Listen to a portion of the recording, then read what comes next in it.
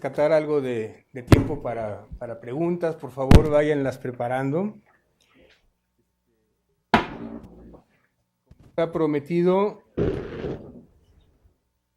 Alfonso Argüelles nos va a, pues, a dar una mirada, parece que es otra pasada de alguna manera, sobre la perspectiva en selvas.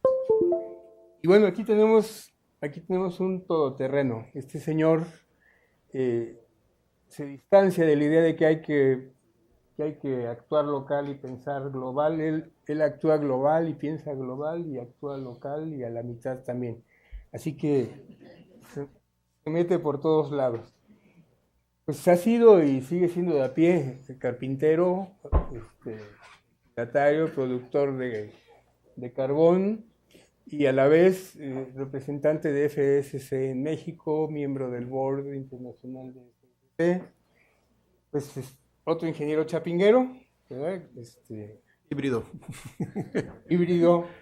Igual que él. Híbrido porque también es bien interesante aquí ver una impronta, hablan los educadores del currículum oculto, de los guardias forestales de Uruapan, están los de Oaxaca también, y eso nos genera justamente, como dice Alfonso, un híbrido de profesionista que tiene una pata puesta en una práctica de terreno directamente y un sentido práctico de las cosas, y otra en la capacidad de ver una panorámica mucho más amplia, ¿no? Pues Alfonso, al salir de Chapingo, tuvo la buena ocurrencia de pasar por el antiguo INIF antes de que lo compactaran ahí, casi desaparecieran con el INIFAP, y de ahí yo creo que saca mucho de método, ¿no? Y bueno, es una de las figuras legendarias del también legendario plan piloto de Quintana Roo, que pues recordamos y a veces hasta lo añoramos tal vez. Hay quien dice que hay que revivirlo, hay quien dice que ya no. Y también en la cooperación británica del proyecto de manejo forestal de Quintana Roo. Ha sido director técnico 10 años de la Sociedad de Productores Forestales de Quintana Roo, así que en eso de los papeles, la burocracia y la parte técnica del manejo, pues ha estado en los debates. Manejar una selva no es igual de sencillo si es que fuera sencillo manejar bosques. Entonces hay toda una serie de debates entre los técnicos de qué sí, qué no, y Alfonso ha sido actor de ese debate directamente. Y bueno, consultor también en México, Ecuador, Panamá, Nicaragua, Guatemala, Perú, con MacArthur, WWF, el Corredor Biológico Mesoamericano, TNC, Rainforest Alliance, Chemonix. O sea, pues el que quiere meterse por ahí, pues más bien vale que le pregunte a Alfonso cómo está la cosa, ¿no? Le puede ir mejor. Así que eso es para los que no lo conocen, que son poquitos acá y quienes nos están escuchando, pues le vamos a pedir a Alfonso que venga adelante y nos regale sus puntos de vista. Ya me siento así demasiado grandote, mejor me vuelvo a hacer chiquito. Espero no haber me he metido en camisa de 11 varas cuando acepté venir a esta plática, porque esto es el inicio de algo que luego nos comprometimos a escribir, ¿no? Y creo que ya tenía algunos años que escribí así en serio la última ocasión, ¿no? Entonces traté de medio organizar algunas de las cosas que tengo y pensé en ustedes, en lugar de pensar de este lado. Entonces lo que pensé fue como ir tratando de dividir como en dos momentos la mirada.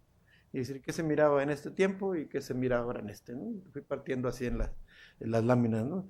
Y usé la palabra evolución y no la palabra desarrollo, ¿no? Porque las cosas no han sido tanto como para hablar de un desarrollo, ¿no?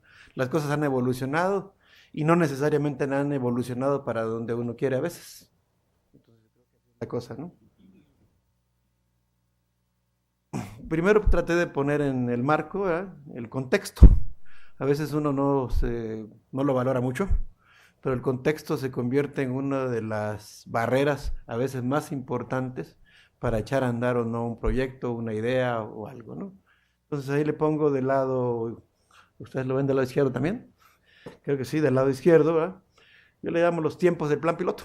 El Plan Piloto fue una especie de política pública concertada entre gobierno federal y estatal y que respondía un poco a una demanda social regional, entonces embonó en una coyuntura donde los del sector social estaban de acuerdo, el gobierno federal tenía una idea que quería hacer y el gobierno estatal tenía un problema. El problema del gobierno estatal era muy simple, había creado Cancún y el turismo se venía fuerte hacia el sur y la deforestación se iba hacia el norte, ¿no? Entonces los intereses estratégicos de los políticos que invertían en el turismo querían ponerle un freno a la deforestación para que no le fuera a echar a perder el negocio, ¿no? Y esa fue la coyuntura que dio un chance de que se interesara el gobierno estatal. Entonces, lo que tenemos ahí clarísimo al inicio es ese interés en desacelerar la deforestación de la selva, ¿no? Trabajando muy de la mano gobierno federal y gobierno estatal, dio una condición favorable. Lo otro que encontramos en ese tiempo, ¿verdad? Bueno, se arma un pequeño equipo, ¿verdad? El equipo que se arma es un híbrido, ¿verdad? Que ya nos habíamos conocido por ahí en algunas reuniones, intercambiando. Hay un personaje que casi nadie menciona a veces, pero a mí me encanta mencionarlo en mis conversaciones. Se llama Mario Ávila Hernández. Fue uno de los creadores de la idea de ordenación forestal en micro, cuando empezaron los primeros pininos. Pero por azares del destino, él conoció a los alemanes y conoció a algunos chavos que acabábamos de egresar de la universidad y andábamos en el INIF y nos juntó, ¿no? Cuando se presenta la coyuntura, pues nos toca colaborar en ese estudio famoso del Plan Piloto. Y ese equipito que se forma es el equipo que mueve el tema. Ese equipo, cuando dije híbrido también, el equipo era un híbrido, porque tenía componentes de personas que sabían analizar y escribir y ver qué pasaba. Tenía componentes de personas que sabían mover el negocio de la madera, fue el caso del líder del equipo en aquel tiempo de Diocundo, y tenía otro componente, algunos jóvenes que ahora ya viejos, que éramos producto, yo le llamo así, del choque de los dos grandes mundos, cuando choca la idea de colonizar el trópico contra los que vivíamos de la madera y del chicle y cosas por el estilo, ¿no? A un grado de que mi familia se partió en dos, ¿no? La que era milpera maderera se quedó en Escárcega y la que era chiclera maderera se fue a vivir a Guatemala, ¿no? Por efecto de la política pública de ese tiempo. Entonces éramos unos híbridos ahí inconformes con la deforestación y se arma el equipo. Pero en ese tiempo, además del interés del gobierno, coinciden, tal vez algunos me ayuden a recordar los nombres, también a México se le veía como un país en donde había que derribar al partido hegemónico, ¿no? El innombrable, ¿no? Había que derribarlo. Y entonces muchas de las fundaciones, sobre todo de Estados Unidos, apoyaban más asuntos de democracia y asuntos de cuestiones ambientales, ¿verdad? Que fueran fomentando estructura a nivel local, ¿no? Esto hizo que algunas fundaciones apoyaran durante buen tiempo. Ahí por ahí anoté del 83 hasta como el 2000, ¿no? Entonces digamos que hubo una época de bonanza donde teníamos dos gobiernos estatales que más o menos apoyaron, ¿verdad? Un gobierno federal que mantuvo una línea, ¿verdad? Y tuvimos también por ahí la cooperación alemana y la cooperación británica como elementos claves. Y las fundaciones a las que me refiero a Fundación MacArthur. Fundación MacArthur apoyó bastante, ¿verdad? Con el pretexto de lo ambiental, en realidad empujaba la consolidación de organizaciones regionales y locales, ¿no? Y creo que en aquel tiempo también tendríamos un gran faltante aquí a David, ¿no? Él estaba en la Fundación Interamericana de Desarrollo y también metían algunos fondos, ¿no? Esto quiere decir que apoyaban a las organizaciones regionales. Y había un rol muy claro para la industria en ese tiempo. El micro estaba clarísimo, ¿no? Que era el motor de la economía, era de propiedad pública y su mandamiento era que tenía que comprar maderas duras tropicales y resolver el problema de cómo usarlas. Pero las compraba y movilizaba. Y después de eso, cuando se ve que no era suficiente con tener la empresa micro, se concibe crear otra empresa que era Picro, que era una fábrica de pisos laminados, con la idea de que se integraran, se diera un mercado para los nacientes aserraderos ejidales. O sea, ya habían hecho los ejidos en contra de la política que tenía tanto el Plan Piloto como todo el mundo, pusieron sus aserraderos. Y los pusieron en aquel tiempo porque tenían la inseguridad de que la política de apoyo a través de esta idea de Plan Piloto fuera a continuar. Entonces dijeron, mejor pongo mi aserradero, aunque no supieran usarlo. Y el costo se pagó más tarde. El tiempo cobró la factura, ¿verdad? Por supuesto, ¿no? Pero ese era un poquito así el panorama que tuvimos de los primeros 10 años más o menos, ¿no? 12 años. ¿Qué pasa? En las últimas 2 décadas lo tienen del lado contrario, ¿verdad? Ahí hay lo que yo le llamo una dispersión institucional. Por un lado va la Semarnat, por otro lado va la CONAFOR, por otro lado va la Profepa y no sé quién más, ¿no?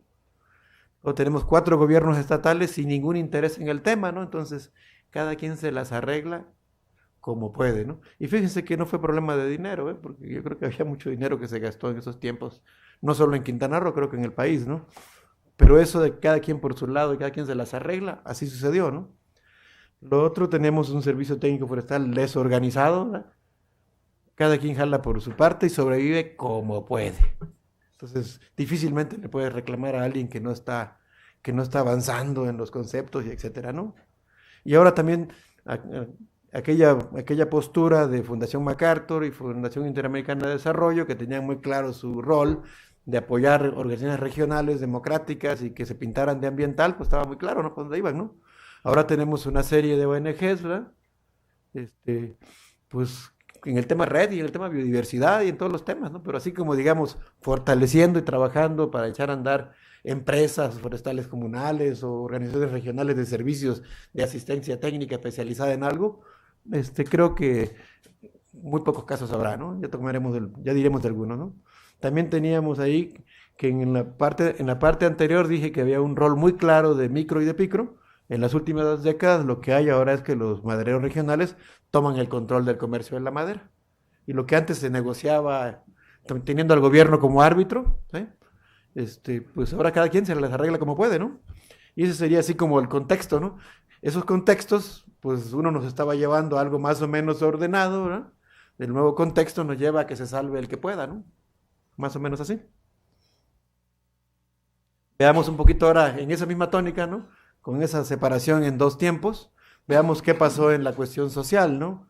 En la cuestión social, en los tiempos estos del plan piloto, que yo le llamo, pues vimos que había organizaciones regionales de servicio técnico, de manejo forestal dedicado a apoyar a sus comunidades socias. Ese era su rol, era muy claro, ¿no? Y estas eran a su vez, como dije antes, en el contexto, apoyadas por esas ONGs. En el caso de la Sociedad de Productores Forestales que yo dirigía, durante 9 años tuve fondos de la Fundación MacArthur, que muy bien complementaban los fondos que conseguíamos del pago de los ejidos. Entonces con eso juntábamos una nómina aceptable y la gente se quedaba en el equipo. ¿Qué pasa cuando eso se cambia, no? Pues cambian los financiamientos de las organizaciones. También había una serie de ejidos estratégicos que toman el control de la extracción. Más o menos unos 9 por ahí, me parece, llegan a tener equipo de extracción, inclusive llegan a tener equipo de aserrío, ¿no?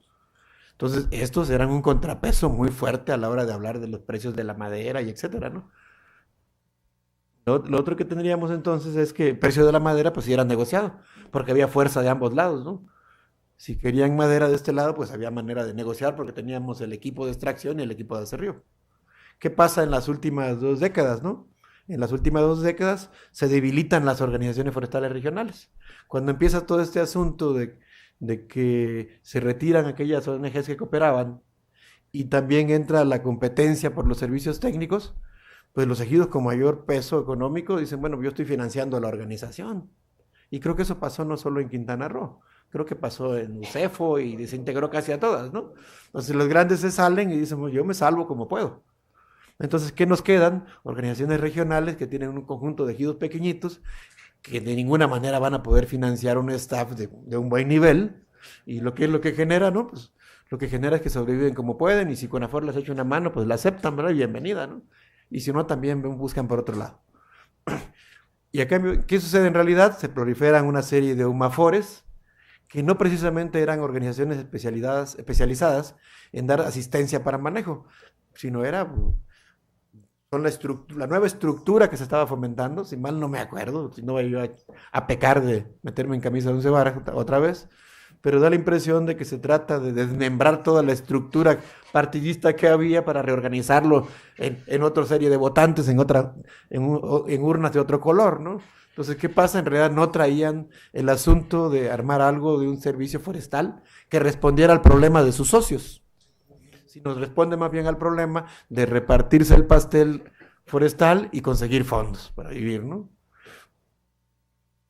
¿Qué otra cosa nos sucede, no? Bueno, pues el artículo 27, a lo mejor creo que si yo volviera a sentarme en la mesa con los que me senté hace 25 años, tal vez algo así, y discutimos si el artículo 27 iba a tener impacto o no, pues la verdad que, pues, tan joven que estaba en aquel tiempo, pensaba que no.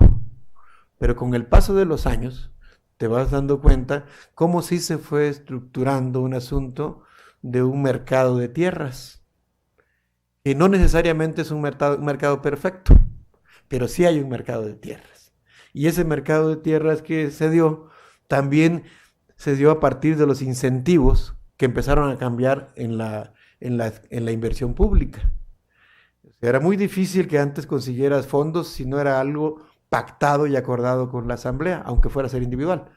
En el momento en que cambia el artículo 27, todas las instituciones de apoyo al desarrollo empiezan a dar fondos individuales a grupos y como sea, ¿no? Eso de alguna manera permea a la idea, aunque no hubieron cambios en la ley forestal que indicaban que había que dividirse, sí los incentivos mostraban que ese era el camino y que eso es lo que el gobierno quería, y si vas por este camino, pues te llena un poco más la bolsa de dinero, ¿no? Entonces trajo la fragmentación de los ejidos forestales. Y creo que a la fragmentación, pues honrosamente debe haber sobrevivido Carrillo Puerto y Novec. Todo el resto de los ejidos se fragmentó. Algunos se han reorganizado de nuevo. Esa fue una de las razones también por las que Novec se retiró de la Sociedad de Productores del Sur, porque ya como frente de comercialización no funcionaban, pues entonces me retiro y me organizo de otra manera, ¿no? Entonces esa fragmentación, ¿a qué llevó toda esa fragmentación? A la pérdida del equipo de extracción y a la pérdida de capacidad de negociación. ¿Qué más pasa en el tiempo actual en estas 2 décadas? Pues ahora las asambleas ejidales están conformadas por mayores y viejitos. Ahí le pongo ahí bromeando, ¿no? El capital social está en rodales maduros y sobremaduros, ¿no? Esa es la realidad. Entonces los jóvenes, pues, no sé, ahorita comentamos de ellos, pero ahora la pregunta es, ¿cuál será su interés en la selva y en la inversión para el desarrollo? Somos una bola de viejitos. Lo que queremos es una vejez tranquila, ¿no? Oye, pues fíjate que tienes que invertir tanta plata para que tengas... Sí, pero oye, pues si yo me quedan 10 años de vida, ¿no? O me quedan 15, ¿no? Entonces, oye, ¿qué plan, no? Y a veces me pongo a bromear con eso, porque hace 35 años que nos paramos la primera vez en una honorable asamblea como esta, pues le hicimos el dibujo de los 25 años, y ustedes tenían en promedio, más o menos, entre 25 y 40 años. Entonces todos sumaron 40 más 25, si alcanzo, divídalo. Así pensaron y así razonaron. Entonces, a estas asambleas de viejitos les dices ahorita que te vas a echar otros 25 años y que vas a reducir el volumen porque hay que ajustarlo para que la degradación no... Pues soy ingeniero, pues yo voy al carajo, ¿no? Más o menos así. Así es como lo... Pues no me crean, pero vamos a hablar un poquito más de los ajustes a Novec. Entonces, los ajustes que hicimos en Novec, no sé, ahí me gustó el comentario de aquí de Juan Manuel, ¿no? Del ecosistema social, ¿no? Entonces, cuando haces un plan de manejo, tienes que ver cómo va a pensar el ecosistema social y cómo va a reaccionar el ecosistema forestal, ¿no? Pero así estaría ese. Vamos a ver otro de los componentes, ¿no? Ahora veamos cómo evolucionó el asunto. ¿Me quedan 5? Bueno, hasta donde lleguemos. El componente manejo, ¿no? En los tiempos del plan piloto, pues se arma un concepto, ¿verdad? Se arma un concepto. Hay sociedades regionales que lo instrumentan, entonces todos vamos en una cierta dirección, ¿no? ¿Sí? Y se introducen 2 elementos importantes en ese tiempo. Uno es que se introduce la idea del área forestal permanente, lo cual obliga a establecer los límites del territorio que yo quiero manejar como bosque. Y tal vez eso es lo que explica el por qué tenemos todavía en tu estudio, ¿verdad? Que coinciden razonablemente los datos. Yo creo que yo tengo 670,000 hectáreas y creo que tú tienes 778, alguna cosa así. Es muy razonable. Ese concepto de área forestal permanente sí permeó a lo largo del territorio y se heredó en los ejidos y se han ido a pesar que se desmembró el servicio forestal. Eso sigue estando, ¿no? Entonces hablamos de que otro elemento que había en ese momento era que esa coyuntura donde trabajaban juntos el gobierno federal y estatal, pues daba mucha flexibilidad institucional para resolver los problemas de los trámites y de la gestión forestal, cosa que cambió radicalmente ahora, ¿no? Ahora, según mi punto de vista, cambiándonos a los nuevos tiempos, vemos que, ¿cómo se llama? Que eso, en realidad, ahora, para mí el sector forestal tropical es rehén de la política ambiental. ¿Por qué lo digo así, no? Porque todo lo que tenga que ver con trámites y estudios y etcétera, está mucho más cargado en el trópico que en clima templado. Y no porque yo esté deseando que se los carguen a los de clima templado, ¿no? Lo que estaría yo buscando sería una idea distinta. El otro asunto que tenemos aquí es que en estas últimas dos décadas, pues por producto de investigadores, producto de las propias investigaciones que alguna vez fomentamos o hicimos en NOVEC, hay nuevos datos de crecimiento. Y todos mantenemos el mismo status quo, con alguna excepción. Es decir, las clásicas 3 categorías de arbolado que se heredaron de micro, reserva, repoblado y cortable, y que se iban a reemplazar unas a otras, pues con los datos de crecimiento dice que eso no es cierto. Que si queremos que haya reemplazos de una categoría a otra, habría que armar 6 y no 3. Y los que sí llegarían en la siguiente vuelta son los de 40 centímetros de diámetro y no los de 30 en el caso de la caoba, para darnos una idea. Pero eso no se mueve. Entonces da la impresión de que pues, no nos interesa, ¿no? A nadie, ¿no? Aparentemente. Yo sí me tomé el atrevimiento, después de algunas cosas, de ir pensando cómo resolver el tema, y desde el 99 el programa de manejo de NOVEC ya considera 6 clases de diámetro, desde 1999, pero eso no permeó en el resto del estado y ni a nadie le interesó. Y ahora en el 2015 volvemos a hacer una innovación en el plan de manejo de NOVEC.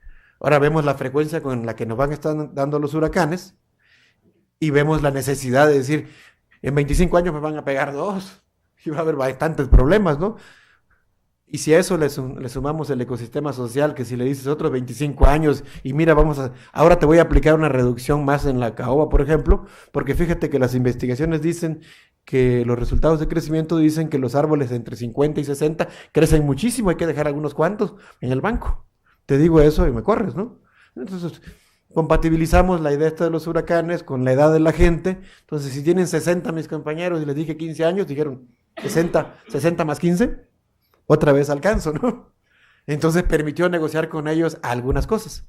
¿Qué negociamos, no? Sí, nada más que vamos a hacer una modificación al ciclo a 15 años, pero ahora no vas a cortar el 100% del capital comercial. Ahora vas a dejar el 25%. O sea, tramposamente, ¿qué hicimos? ¿Qué hacen en la práctica en el campo? Todos tratan de no cortarlos de 55 y 60, se concentran en los demás, entonces subimos el diámetro de corta sin tanto ruido, pero además dejan solamente el arbolado que ven joven, tienen mucha experiencia, pueden ver una caoba de 60 de diámetro y por la corteza sabes cuando está joven. Entonces esos son cambios que se han hecho, pero que no permean en el resto.